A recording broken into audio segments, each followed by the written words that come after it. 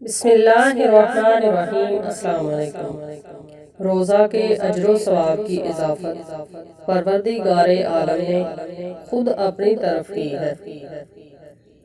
روزہ کی فضیلت کے لیے فقط یہی کافی ہے کہ پروردگار عالم نے روزہ کے اجر و ثواب کی اضافت اپنی ذات اقدس کی طرف ان الفاظ سے کی ہے کہ الصوم لی، روزہ فقط میرے لیے ہے۔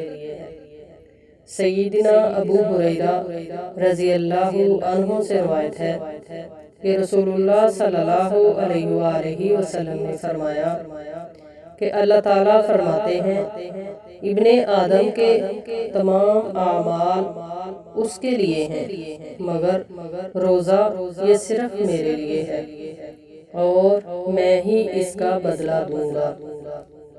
روزہ آگ سے ڈھال ہے۔ جب تم میں سے کوئی کسی دن روزہ سے ہو تو وہ فحش گوئی اور لڑائی نہ کرے۔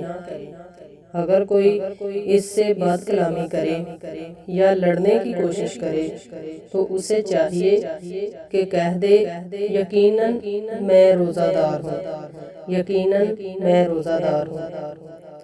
اس ذات کی قسم جس کے قبضہ قدرت میں محمد صلی اللہ علیہ وآلہ وسلم کی جان ہے، بے شک روزہ دار کے منہ کی بدبو اللہ تعالیٰ کے ہاں مشک کی خوشبو سے زیادہ پسندیدہ ہے۔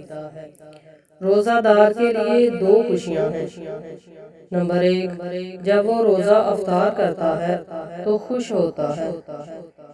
نمبر 2، اور جب وہ اپنے پروردگار سے ملے گا تو روزہ کی وجہ سے خوش ہوگا۔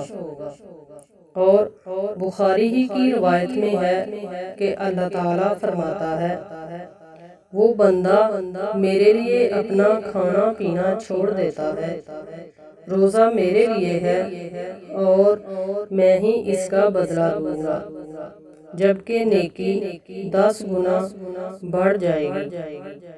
اللہ تعالیٰ سے دعا ہے کہ اللہ تعالیٰ ہمیں دین کے مسائل کو صحیح معنوں میں سمجھنے اور پھر ان پر عمل پیرا ہونے کی توفیق عطا فرمائے، اور اللہ تعالیٰ ہمیں رمضان کی فضیلتوں کو، برکتوں کو، رحمتوں کو سمیٹنے کی توفیق عطا فرمائے، اور اللہ تعالیٰ اس رمضان کو ہمارے لیے ذریعہ نجات بنا دے۔